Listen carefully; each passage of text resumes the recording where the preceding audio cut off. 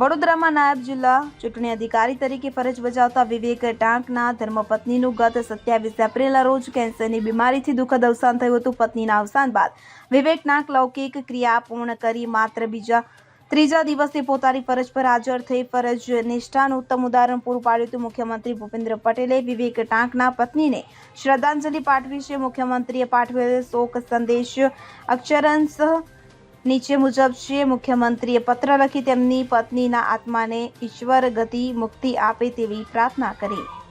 Bureau report CN24 news. હવે જુઓ દેશ દુનિયાની તમામ ખબરો તમારી આંગળીના ટેરવે.